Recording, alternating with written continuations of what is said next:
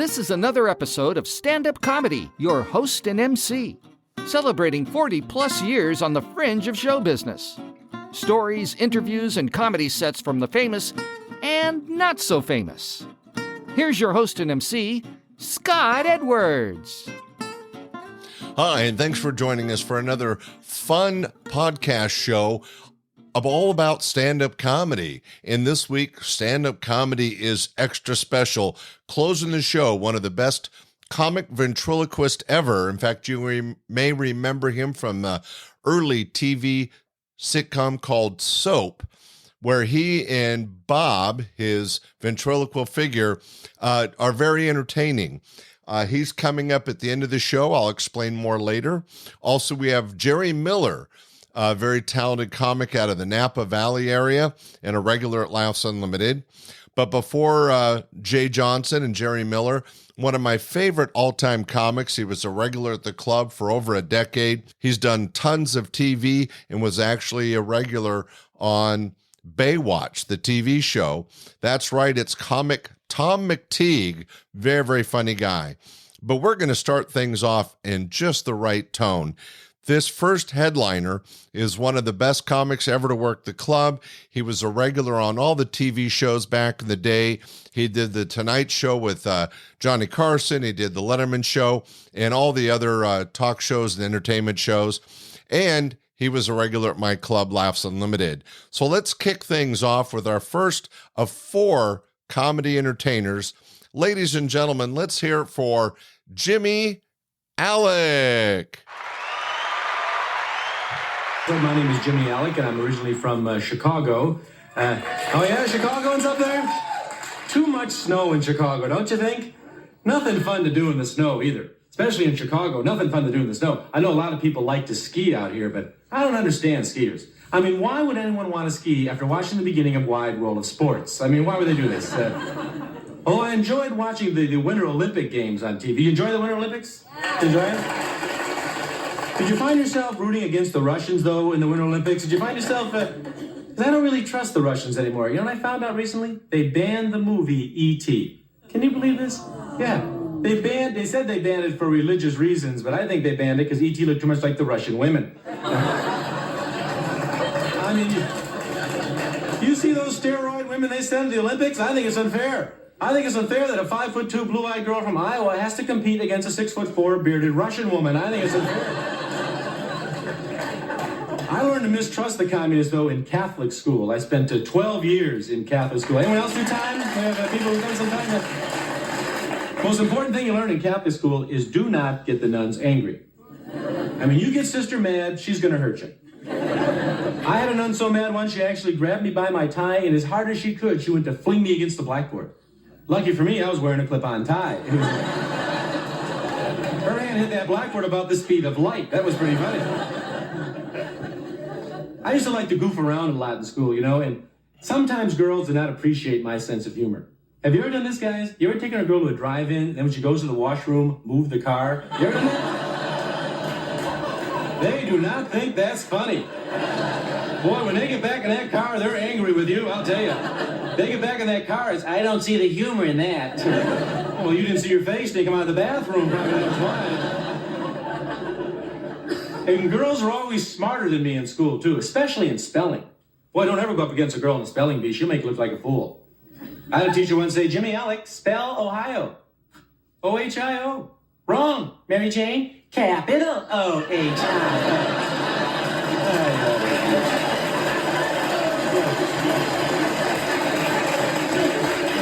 I came from a very large Catholic family. A lot of laughs, too, in a big family. You ever get spanked for laughing? I used to get spanked a lot as a kid for laughing at the wrong times. You know, like at the dinner table with milk in my mouth. Is that the time? Because as a little kid you learn, if there's milk in your mouth, you're going to laugh, spit it out your mouth. Because if you hold it in, it will come through your nose. Very painful milk through the nose. It's not as painful as root beer up the nose, but it's pretty painful. Have you ever had root beer up your nose? That's unbelievable pain. Isn't it unbelievable? I mean, I've never been pregnant, but I got a feeling bearing a child, root beer up the nose, real close together. That's nice.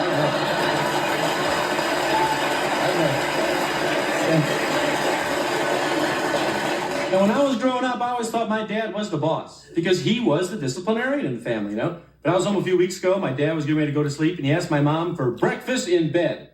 And he said it in that tone of voice. I want breakfast in bed. You know what my mom told him? Sleep in the kitchen.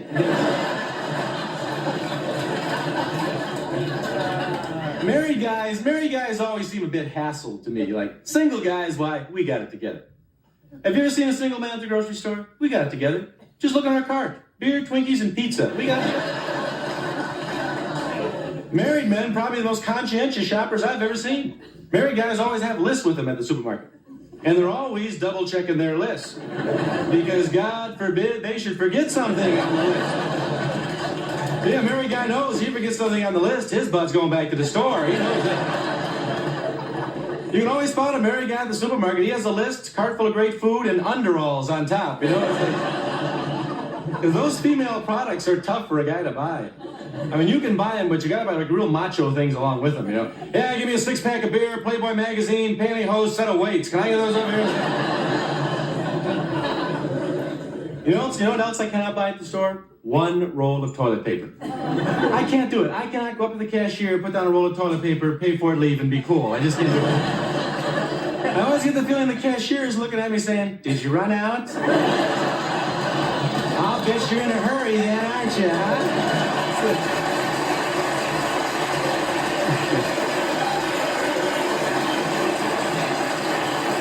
You guys notice women seem to have it better than men in a lot of ways, don't you think? Sexually, women are much better off than men. Woman doesn't want to do it, what does she say? Hey, I don't want to do it. Man will whimper and cry, but he'll eventually go to sleep. But do you guys get the feeling that when a woman's in the mood, we better be in the mood too? Do you guys get this feeling? You get the feeling we said we don't want to do it, we won't be doing it for a long time? Hey, good night. Thank you very much. That was comic Jimmy Aleck. He was such a favorite regular at the club, all the TV shows he did. As you could tell from that live recorded set, he is a very, very funny guy, very talented. Jimmy Aleck did all the shows, daytime and nighttime, and a real honor to have him at the club. Coming up next, another one of our headliners. In fact, one of my favorites from Laughs Unlimited. He now lives in Texas where he's retired, but not only a terrific stand-up comic, but he was actually one of the stars of the TV show Baywatch. He's a terrific comic. I know you'll enjoy him. Ladies and gentlemen, please welcome Tom McTigue, live on stage. How many people here have problems? A couple of you. Good. Okay.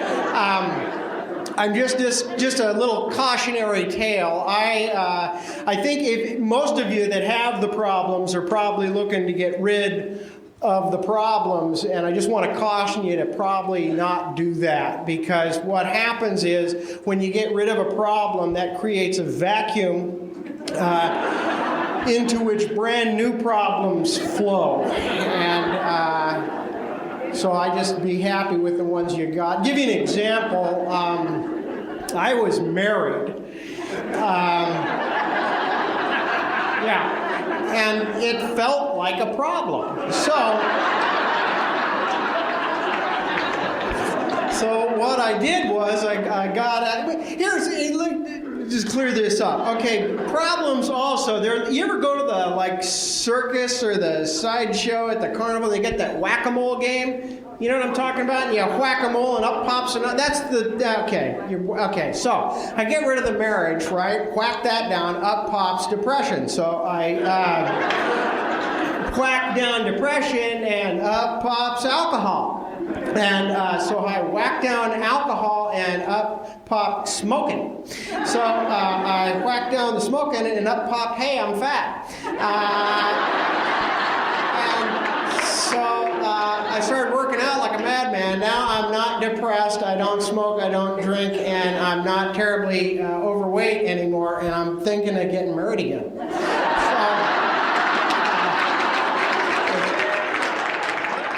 Good God, I don't know what the deal is with the chicken pot pies, but they're hot. And I don't know how they get that hot, because they start out, they're cold. It's like a hunk of tundra. and then you put it in a 350-degree oven for 40 minutes. You pull it out. That's a billion goddamn degrees. That's the hottest thing known to man, pretty much. Well, okay, well, it goes like nuclear fusion and then chicken pot pie. It's like that much difference, you know. But we're missing a military application. I think we should take like 50 or 60 of those chicken pot pies and just bake them up. And I mean get them hot, too. Don't dick around. I think go like 475. And then give them to the special forces. Just park them on the border of Iraq or wherever we're having problems and just lob them in, you know. I can't mess around no matter. I got hot chicken pot pie on me. You know, I'm dead serious. That's the noise you make when you get hit with the chicken pot pie. I've got the hot square carrot on my nipple.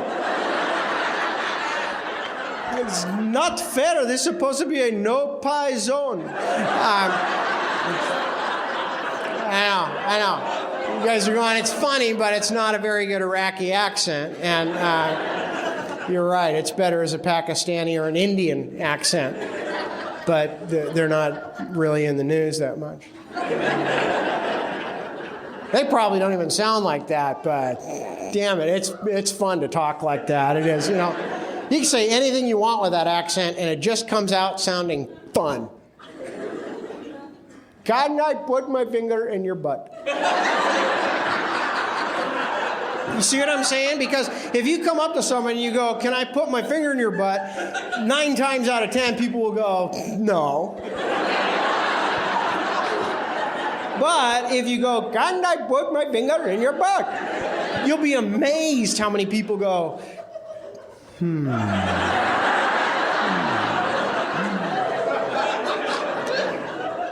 Oh, so I'm eating the chicken pot pie. And I take a big shovel full of this Swanson magma and park it in my mouth. There is no way to look snazzy when the inside of your mouth is getting seared. You just can't do it. It's like,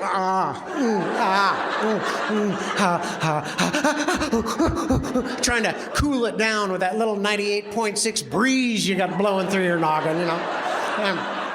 I finally spit it out, and at that point, my cat goes, well, I'll eat it. And if you've never seen a cat go, it is but funny.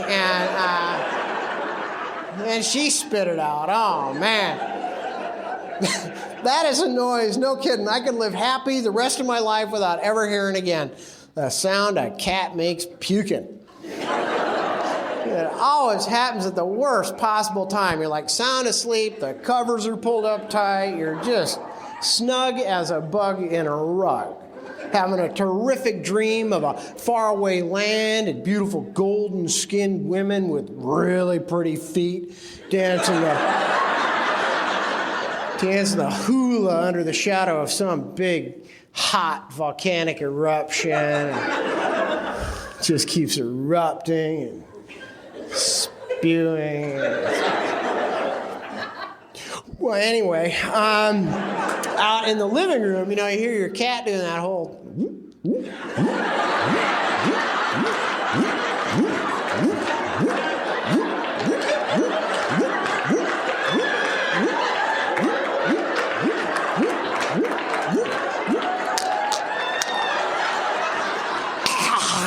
And you're just like.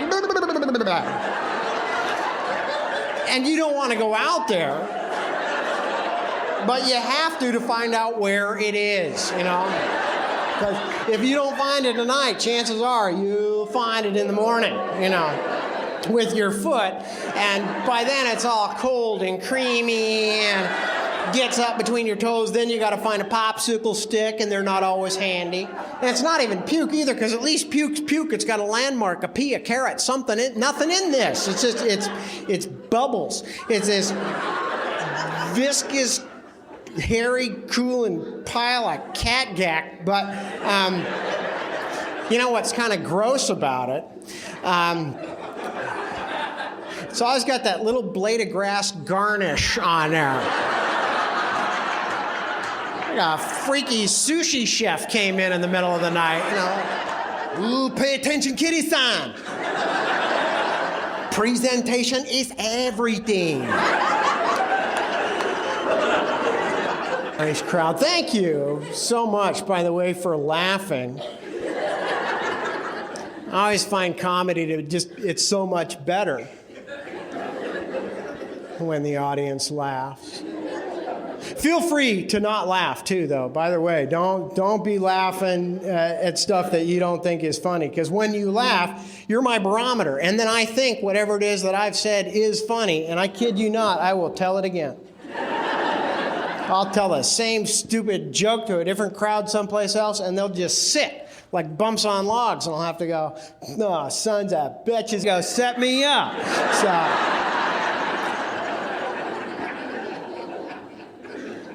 I live up in Los Angeles, as I mentioned before. I don't know if you get this. Most of you guys live here, but you tell people you're from Los Angeles, they go, "Oh, man, but you always go to the beach, don't you? Always hanging out at the..." I don't go to the beach very often. A couple of reasons. One, I'm afraid of getting bit by a shark. Although I was reading the newspaper, this shark expert was being interviewed, and he said you're more likely to get bit by a pig than bit by a shark. And I thought, perhaps. But it'd be pretty embarrassing still trying to explain that scar, you know. "Gee, Ricky, what happened?" "Okay. I was swimming about 100 yards offshore when all of a sudden this big freaking pig surfaced. Seen that curly tail just cutting through the white caps, and I could hear him he was gaining on me, man. It's like a scene out of that movie Jowls. But the main reason is every time I swim in the ocean, I'm just amazed at all the parts of my body sand can find. Keep forgetting I have nooks and crannies and want to go for that refreshing dip in the surf, and I come out crunchy. It's not just a guy thing either. You've seen women, little teeny tiny bikini, big swinging bag of sand hanging out. Oh my God. It's hateful. So I'm trying something new now, though, which has got me kind of excited. Instead of rinsing it off, I'm just leaving it there, and I'm trying to make pearls. It's a little uncomfortable, but if you look at the bright side, everybody's getting a pretty cool Christmas gift this year. And I think we can all agree that your mom always appreciates a gift a lot more when you make it yourself. I was going to make her a diamond, but that was just too much pressure. Oh, God. Tom's incredible. You can see Tom's a very funny guy and always has the audience rolling in the aisles. He was one of my personal favorites at Laughs Unlimited, my club. And Tom is always remembered as one of the crowd favorites. And we're so happy he's healthy and happy and retired in Texas, doing quite well. All right, let's go to some outdoor entertainment. You know, stand-up comedy doesn't work as well outdoors, but still sometimes the situation comes up. Back in the early 80s, we got together with the local newspaper, the Sacramento Bee, and also the Sacramento Police Department, and we put together these outdoor concerts. They were free to everybody, called Laughs in the Park.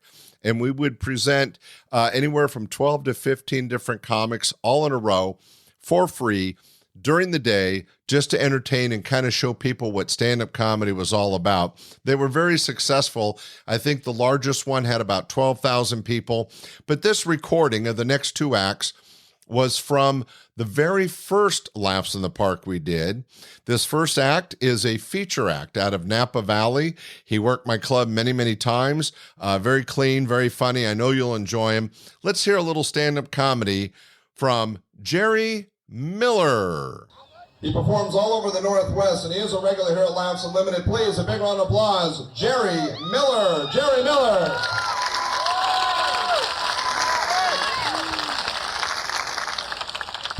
Scott Edwards. So how's everybody doing? Sacramento, how are we? Across the lake, huh? Woo! That's a good seat. Mosquito larvae nest over there. That's great. I'll have you know, if you gotta go pee-pee, Fairyland's the place to be, right there. Don't do back here unless you know a song. It's bad over there. So. I come to the Napa Valley up there in the wine country, so thus I do the wine tasting thing. Anybody been wine tasting? We've done this before? Yeah. If you're like me, you like going for one reason only. It's free. You can belly up to that bar with an empty glass, that guy will keep filling them puppies up, won't he? Yeah, but I hate the guys that work there, though. You see these guys? Yeah, this is a Chardonnay. It's got a light bouquet. Fresh nose, lovely legs. Don't you want to smack these guys? If you've been drinking this wine on a nice hot summer day like today, it feels like you took a ball-peen hammer, just smacked yourself in the face. Just oh God. You're on your hands and knees looking for bread and cheese. Oh, dude. There's a squirrel. Give me the nuts, give me the nuts, give me the nuts, give me the nuts. I need sponges. I walk up that guy and go, oh, Chardonnay, huh? Alrighty. Good, great, dude. Put a head on that bad boy. You're looking great. So I've been playing a lot of comedy hot spots. I was in Fresno, where lizards go to die. That's right. Right after that, I jetted up into Stockton. We got some people in Stockton here. Yeah, the Stepford City. It's like playing the trout. You look in the audience, everybody's going. Up in the Great Northwest, Spokane, the Missoula, Montana. Oh God. Everybody's got these big old belt buckles. They're about this big. I can pick up satellite with this. Yeah. You're funny, you're great, you're funny. But you ain't no rodeo. Ain't nothing as funny as a rodeo. And that was a women, so I'm real glad to be here. We got a lot of kids, a lot of families, a lot of parents. I'm a parent myself. It was a scary thing. I cast my seeds into barren ground for years and years and years. Next thing I know, she was as fertile as potting soil. We had twins. Oh, thanks for your sympathy. It was a scary thing. Went to the doctor when we found out she was pregnant. Her doctor was a little guy, little Elmer Fudd type guy. We walk in the doctor's office. He's standing there going, "Hello, I'm your doctor." Well, I smacked him.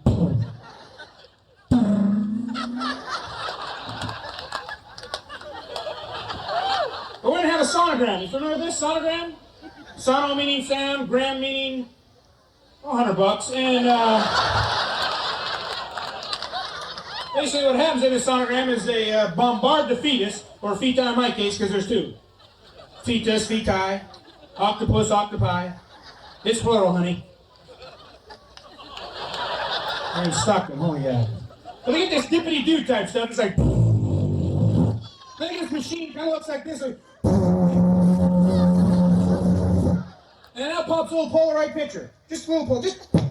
Basically, it's got the clarity of Etch-a-Sketch. Now, Dr. Fudd, he's happy as can be. He looks up at me and says, "Well, there they are." I smacked him again.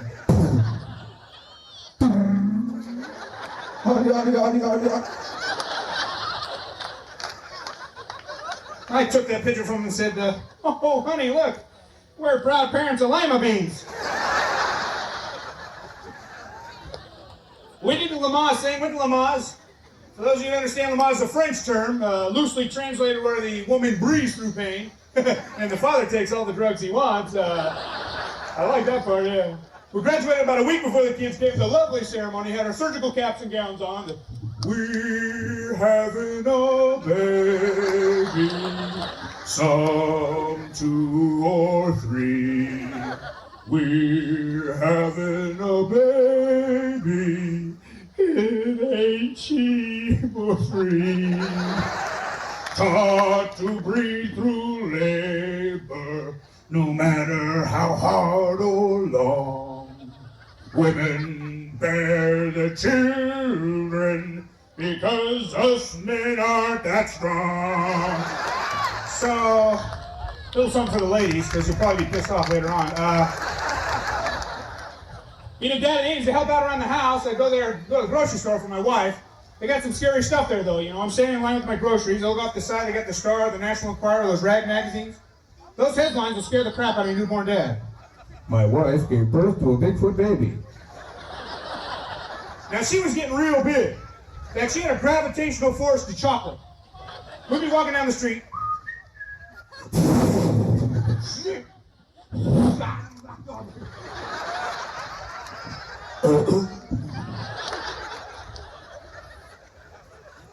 She was getting real huge towards the end there, real giant. In fact, when we get into bed at night, I'd pull out flashlights and go, "Okay, honey."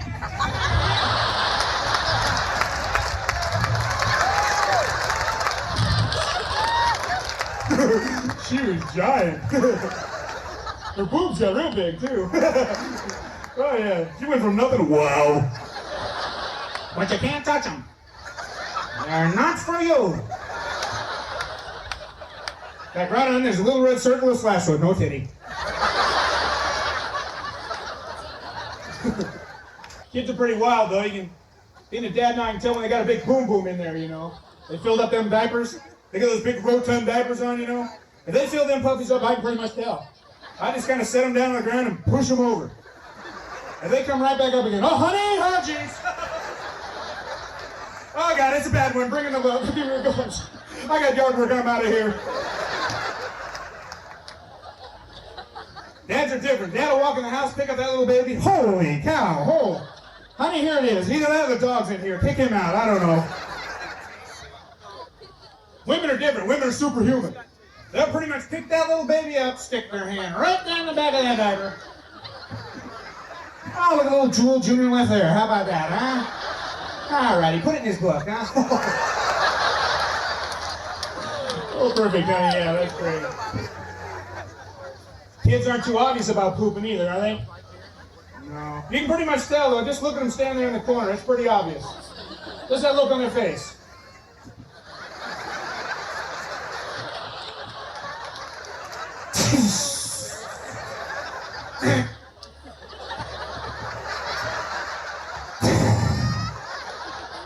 Did you poop? Dad. Oh, perfect. Yeah, put it in your book. All right. My daughter's doing goofy things now. We had a boy and a girl. She's raising her dress, showing everybody her belly. Belly. Belly. She's not dating until she gets over that. I gotta draw the line somewhere. I'm not gonna raise my kids like my folks, for obvious reasons. You plant cabbage, you get cabbage. My mom was a graduate of Joan Crawford School of Discipline. See that prerequisite 500-foot radius arm reach? It will reach out and grab you, insert the fingernails, and drag your little butt back and say, I'm good enough, thank you. We go for a ride in the car. Mom's driving the car. I'm in the backseat. My sister poking her in the eyes, pulling her pigtails, slugging her in the face. She's saying, Mom, tell Jerry to knock it off. Mom, tell him to stop it. My mom go, well, you two want knock that car. Do you want me to pull this car over? We can turn around right now. She wouldn't do that. She's a crappy driver. So that's carte blanche. I keep doing it. Next thing you know, out from under the front seat, the laser light stick. And it'll reach all the way back. You kids, knock that crap off! Do you hear me? I just grabbed my sister. Jesus!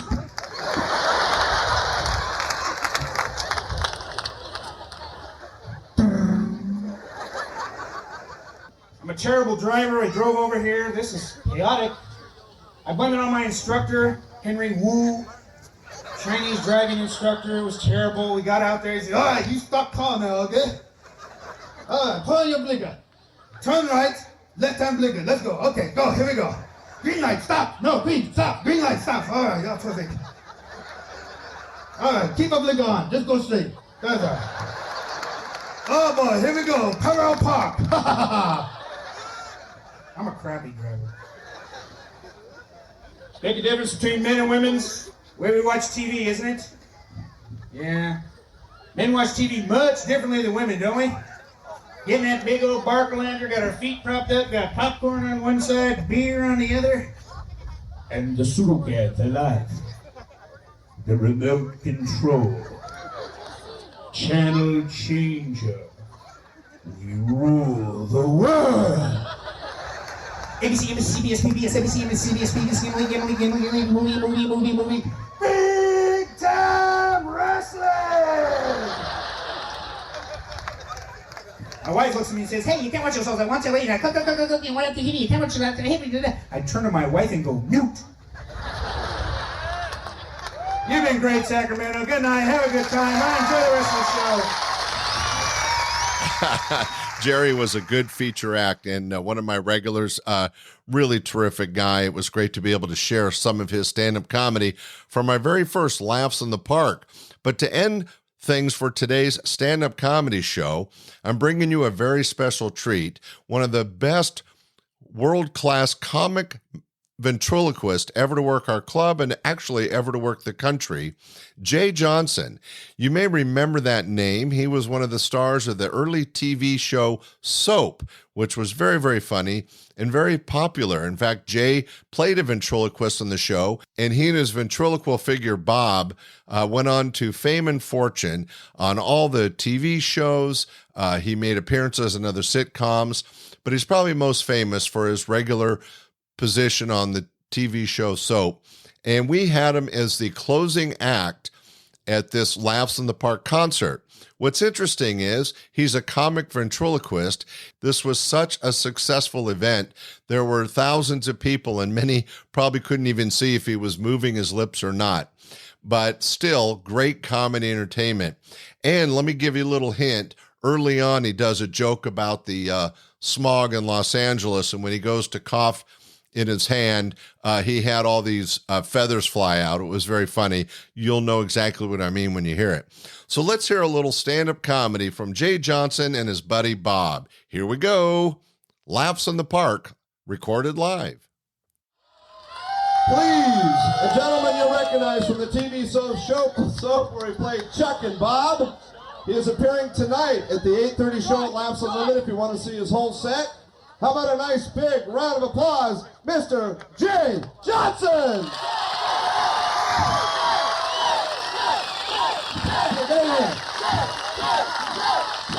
Thank you very much. Thank you.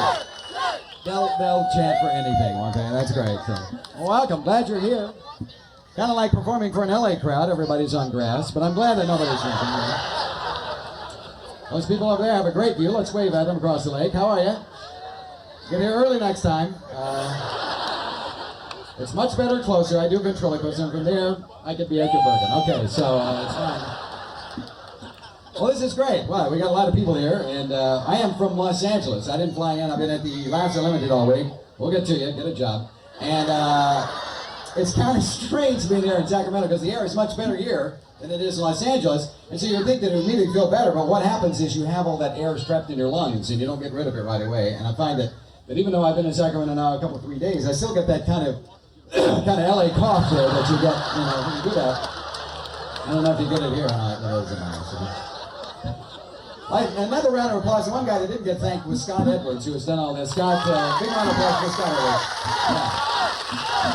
Scott Edwards, one of the best homosexual club owners you could work for. And, okay, all right.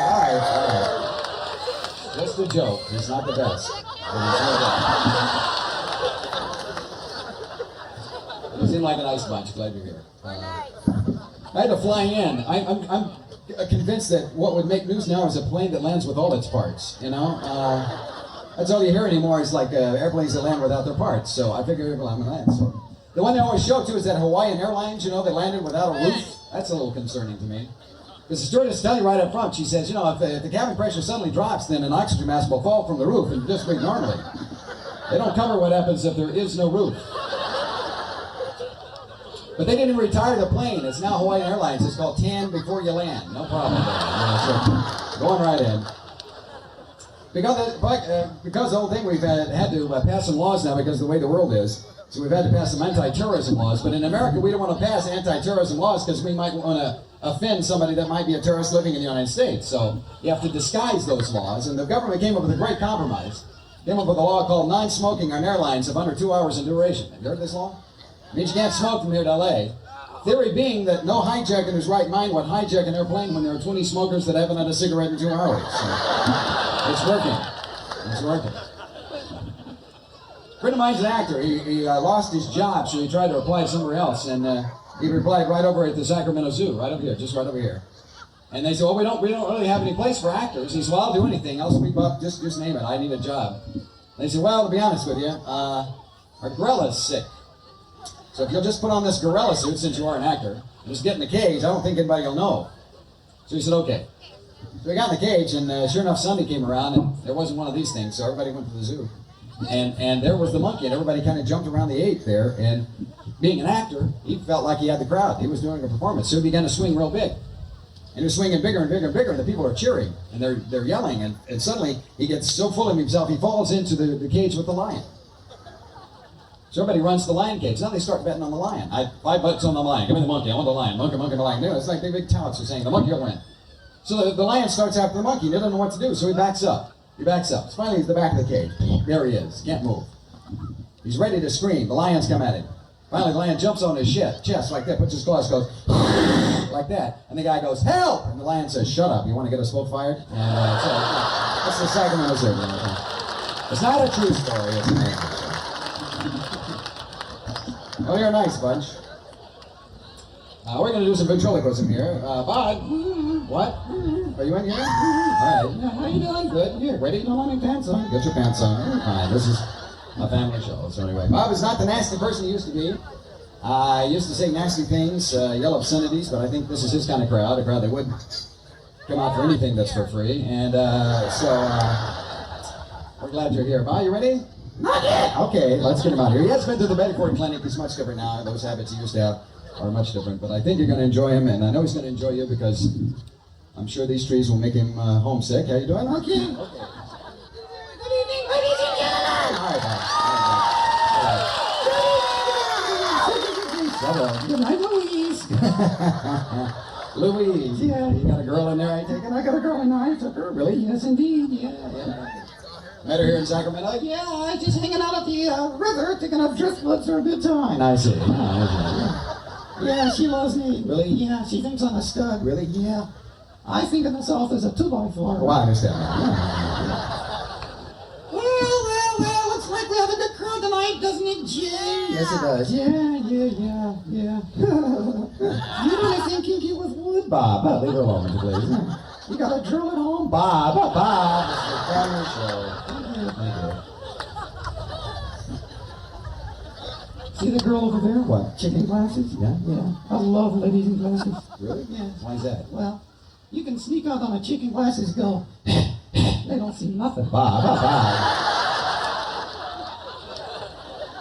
Don't you know what good, clean fun is? No, what good is it? I don't know. I don't care. I don't need this job, Jay. You need the job, Bob. I don't need the job. You need the job. I don't need it. Really? Yeah. Without me, you'd be standing on unemployment talking to your hand. I don't think so. I mean, we got a good job. I help you, you help me. No, I don't need you now. I got another job, Jay. Another job? Yeah. What are you going to do, Bob? I'm going to work at Disneyland next week. Disneyland? Yeah, Mr. Toilet Mouth gonna work at Disneyland. Oh yeah, man, they need me. They got a ride there where you sit in this boat and you go in this house, and little kids like me from all over the world do this. They go, it's a snow world, it's a snow. And I can do it because I can sing it in English. It's a snow world, then I run out and change clothes. I sing it in Russian. Yes, nuclear. Yes, yeah. Then I run out and change clothes. I sing it in Japanese. Then I run out and change clothes. I sing it in Polish.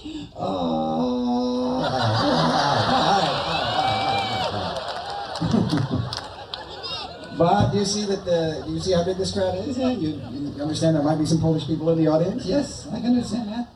I'll talk slow. Okay. I don't think we're gonna settle down, get a job. All right. We're gonna do something now that actually no ventriloquist team has ever. Okay, come on, turn around. Not yet.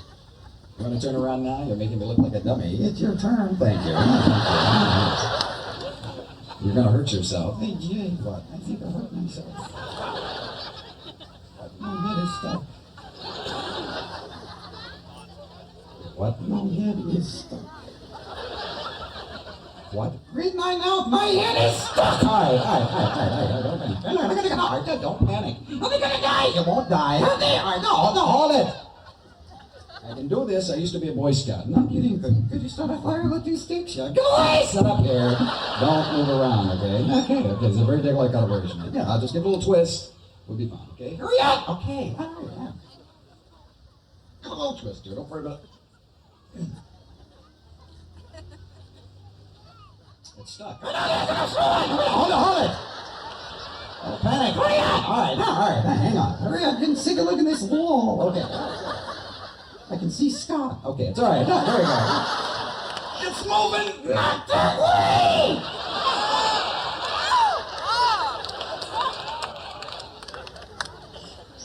Guess that kind of hurts, huh? Try it sometime. Okay. Feeling better now? Yeah.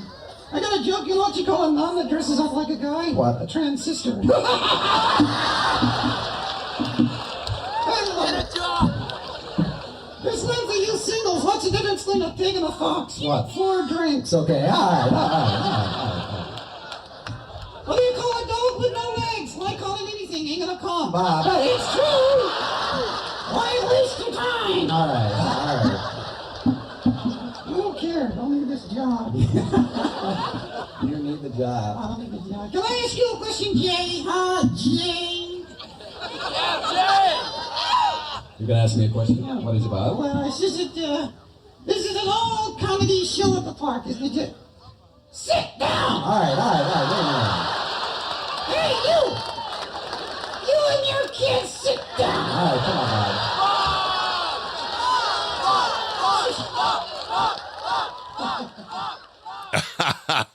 Wow, that Jay Johnson, he is a funny ventriloquist.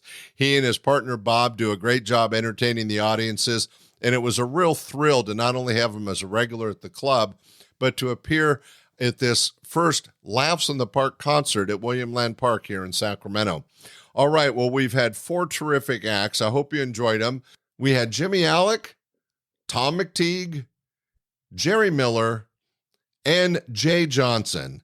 Hey, great stand-up comedy for a great stand-up comedy audience. Thanks so much for listening. Be sure to tell your friends and share the podcast around. Thanks for listening to the show. We'll be back next week with more great stand-up comedy. We hope you enjoyed this episode of Stand-Up Comedy, your host and MC. For information on the show, merchandise, and our sponsors, or to send comments to Scott, visit our website at www.standupyourhostandmc.com. Look for more episodes soon and enjoy the world of stand-up comedy. Visit a comedy showroom near you.